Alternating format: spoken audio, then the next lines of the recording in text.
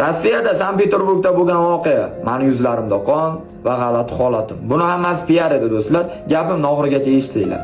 Men yaqinda chiqdim.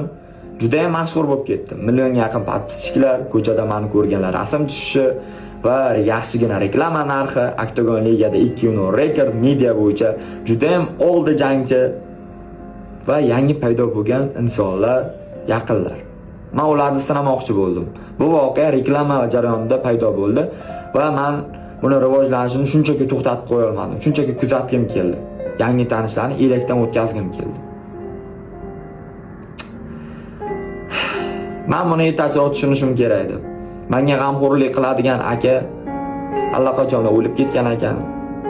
Men uchun yagona doimo g'amxo'rlik qiladigan otam, onam qolgan ekan. Otamning davlinasini ko'tarilib ketishi, onamning esa ko'zlarida yoshlar. Va bir ikkita eski tanishlar va juda kam bo'lgan yangi tanishlarda mendan bo'lgan xavotir. Men bundan keyin juda ham faqat oilam uchun yashayman. Faqat oilam uchun. Faqat oilam uchun. O'zgalar pashta menga qiziq emas. Men 3 kun uxlay olmadim. Ko'zlarimda yosh. Juda ham ko'zlarimda yosh. Va bugun videolarni o'chirib tashladim va xato qilganimni tushunib yetdim. Bundan keyin pashta 78% odamga ishonchim yo'q.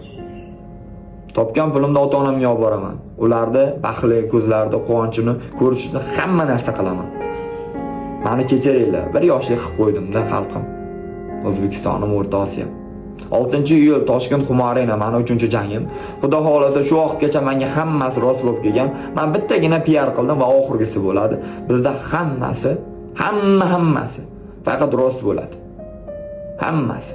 Men oddiy xalqdan chiqqan jaydar yigitman. To'g'risi hozir o'pkamda o'lib ketyapti. Meni badishga qilib turinglar. Men hali qo'limdan juda ham ko'p narsalar keladi. Juda ham ko'p narsalar keladi. Men isbotlayman hali. Vaqt soati bilan. Bekordan bejizga paydo bo'lmaganimni. Xudo xolasa inshaalloh men juda yaxshi natijalar qilib, oddiy xalqda prosto yigitlardan ham, cho'pon, mol, eshak minib, qo'y boqib yurgan yigitlardan ham yaxshigina insonlar chiqishini isbotlab, shunchaki o'z hikoyamni yakun qilaman. Jonlaringiz sog' bo'lsin. Meni kechiringlar, ming bora uzr.